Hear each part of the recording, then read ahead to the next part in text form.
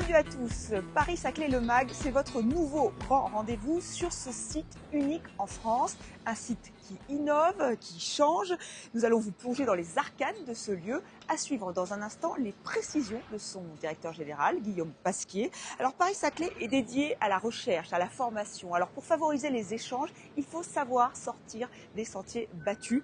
Vous verrez comment le Proto 204 permet de réunir des scientifiques, des étudiants, mais aussi des habitants autour d'événements comme le rétro gaming.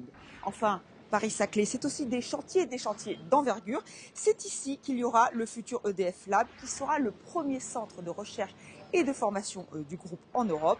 Et enfin, vous saurez tout du synchrotron Soleil et de ses lignes de lumière. Des scientifiques viennent du monde entier pour l'utiliser. Nous voici donc sur un site unique en France et même en Europe. C'est un projet scientifique, économique et urbain qui se développe depuis 50 ans. Alors comment être plus performant, plus innovant? Nous sommes allés poser la question à Guillaume Pasquier, le directeur général de l'établissement public Paris-Saclay.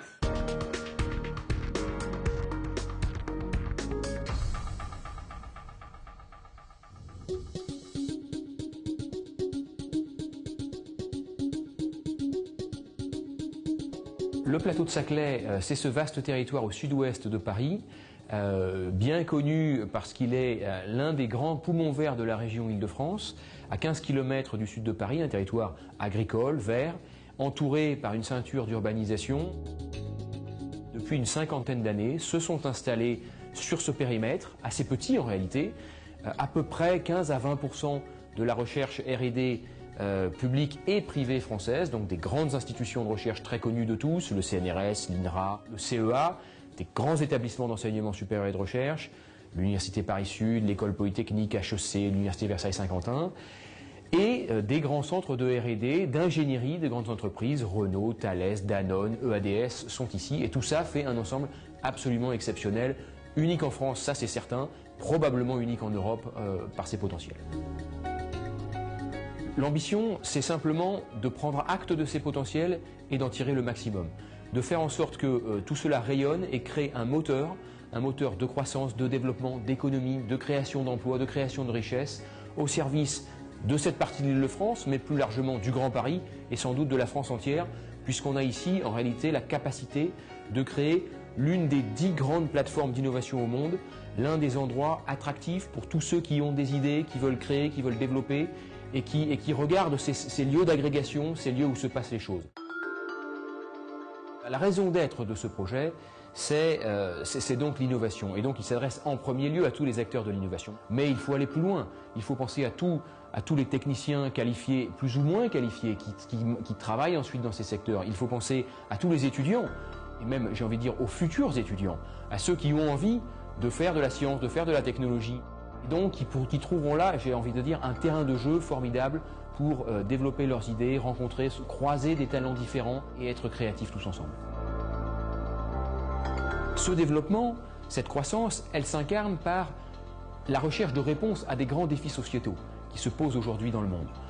C'est sans doute, probablement, en partie, dans le projet Paris-Saclay, qu'on trouvera des éléments de réponse à des grands défis que sont le réchauffement climatique, les maladies neurodégénératives, l'alimentation de 9 milliards d'êtres humains, la question de l'énergie propre, la question des déplacements, etc., etc.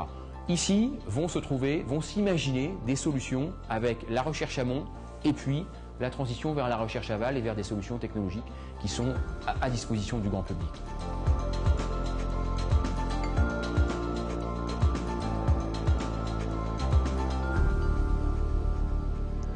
On vous emmène maintenant au Proto 204, un lieu très récent qui vient tout juste d'être inauguré. L'objectif est de favoriser les échanges dans une ambiance détendue, ludique, la preuve en images.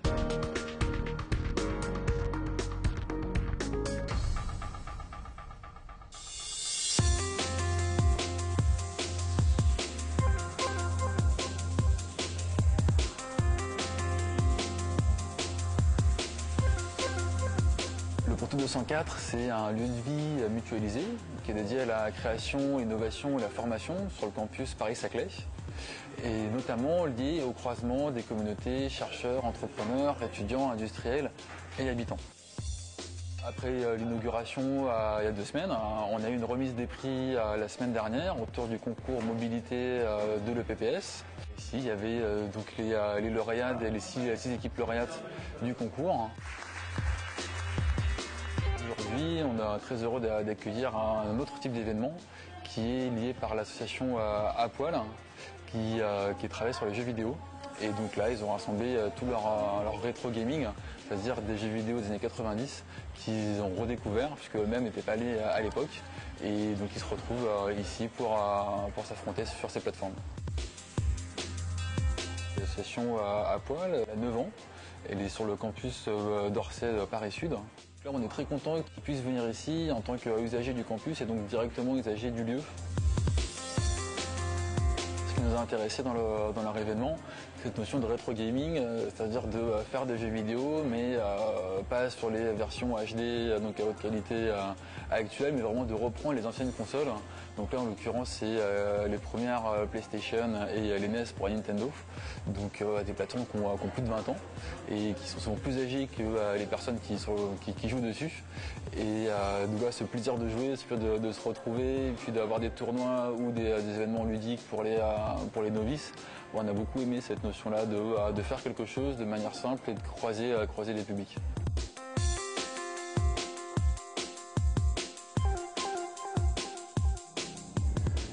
Le projet Paris-Saclay, c'est aussi des chantiers d'envergure, comme celui qui se situe juste derrière moi, celui d'EDF Lab. C'est la première fois que le groupe construit un site de recherche et de formation d'une telle envergure. Il va devenir le premier centre industriel de recherche et de formation d'Europe. Il doit ouvrir ses portes en 2015. Jean-Paul Chabard, le directeur du projet du centre de recherche, nous en dit plus.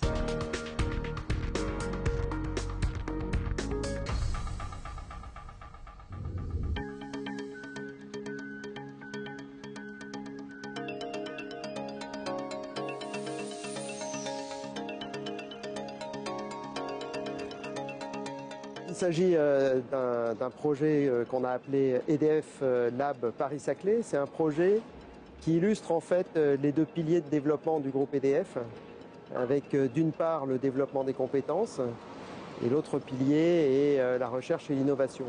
Puisque sur le site dont vous voyez le chantier derrière vous, vous allez avoir à la fois un centre de formation qui va être le premier centre de formation d'EDF en Europe et également le plus grand centre de recherche et développement du groupe. Ce qui nous a attirés ici, c'est la capacité de recherche et d'innovation que va constituer demain le regroupement de centres de recherche publics et d'enseignement supérieur et de recherche de premier plan. C'est la première fois qu'on construit un site de cette envergure et surtout c'est une première au sens où on rapproche la formation et la recherche et développement de façon à développer les synergies entre ces 2 fonctions.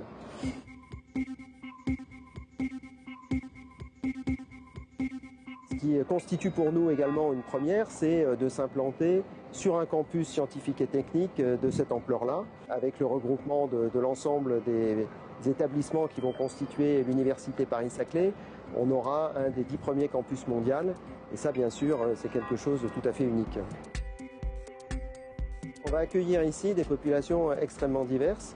D'abord, sur le site de la recherche et développement, nous aurons à la fois les chercheurs EDF, mais aussi des chercheurs du monde académique, des thésards, des stagiaires. Et tout ça va se mettre en place au travers d'un ensemble architectural qui permettra, au travers de bâtiments situés en zone ouverte, c'est-à-dire sans contrôle d'accès, d'avoir une interaction forte entre les populations. La réussite de Paris-Saclay, elle viendra justement du transfert vers le marché d'un certain nombre d'innovations qui naîtront dans les laboratoires académiques. Et quelque part, la recherche industrielle est une sorte de passeur entre les résultats du monde académique et puis les métiers, soit les métiers dans les grands groupes, soit le marché. Et donc je pense qu'on aura demain sur Paris-Saclay l'ensemble des ingrédients pour faire en sorte que la mayonnaise prenne et que la réussite économique, l'essor économique soit au rendez-vous du campus de Paris-Saclay.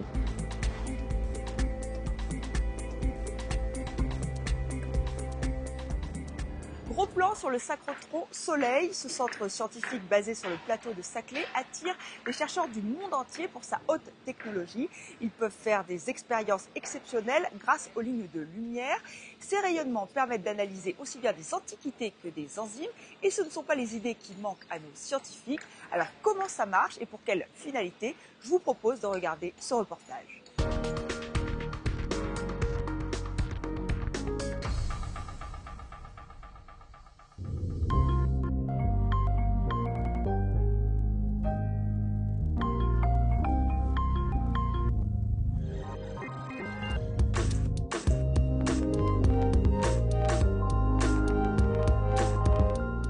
Vous êtes dans un centre de rayonnement synchrotron. On utilise l'électron à soleil, comme dans la plupart des centres synchrotrons dans le monde, qui sont accélérés à de très grandes vitesses et à des vitesses qui sont relativement proches de la vitesse de la lumière. Il y a une propriété de ces faisceaux d'électrons qui circulent à grande vitesse, c'est que si on les perturbe par un champ magnétique par exemple, ils vont émettre une lumière extrêmement intense d'un grand domaine spectral qui couvre les rayons X jusqu'aux très grandes longueurs d'onde. L'infrarouge étant un des cas, ou les ondes millimétriques étant également faisant partie de ces lumières qui sont émises. Le synchrotron accueille des lignes de lumière. Donc une ligne de lumière, c'est un laboratoire qui va exploiter cette lumière dans une gamme d'énergie ou de fréquences qui est particulière à un objet scientifique ou un but scientifique. Une analyse, une diffraction des rayons X, du rayonnement visible, du rayonnement ultraviolet ou du rayonnement qui n'est pas visible, infrarouge. La puissance des faisceaux, la précision des faisceaux que nous avons ici nous permet d'avoir des détails et des analyses beaucoup plus précises qu'on peut avoir à l'hôpital, par exemple en tomographie. On aura des contrastes qui sont 10 à 100 fois meilleurs.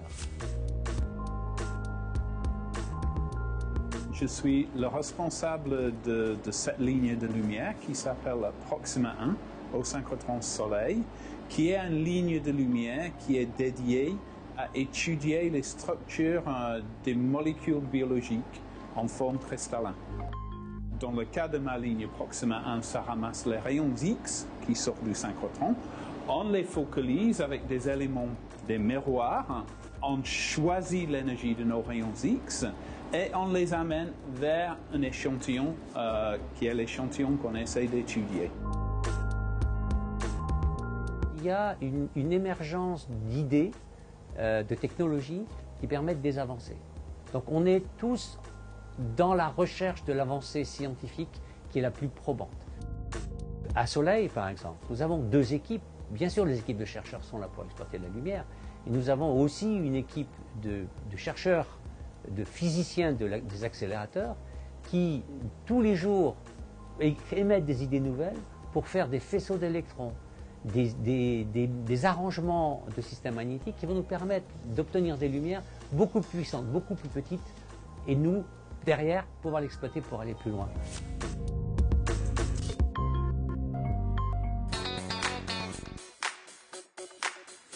On vient de le voir, Paris-Saclay s'étend. Parmi les autres chantiers en cours, les nouveaux laboratoires de l'école polytechnique basée à Palaiseau. La première pierre a été posée le 23 avril. Ces nouveaux laboratoires permettront de développer la recherche en physique, en mécanique des fluides, en biologie, en météorologie. Alors pourquoi une telle extension? Eh bien tout simplement pour attirer les meilleurs étudiants, la concurrence mondiale étant féroce. Quelques informations en bref avant de nous quitter. Du 16 au 20 juin, le Proto 204 vous invite à participer au Festival mondial Futur en scène. Le 3 juillet, c'est le Paris-Saclay Invest, événement qui se déroule à l'ENSTA, Paris Tech, c'est à Palaiseau. Une journée d'échange, une journée pour convaincre et développer son réseau. 10 entreprises innovantes seront présentées à des investisseurs et aux acteurs socio-économiques du territoire. Et voilà, c'est déjà la fin de ce premier Paris-Saclay Le Mag. Merci de votre attention et à très bientôt pour l'essentiel de l'actualité de Paris-Saclay.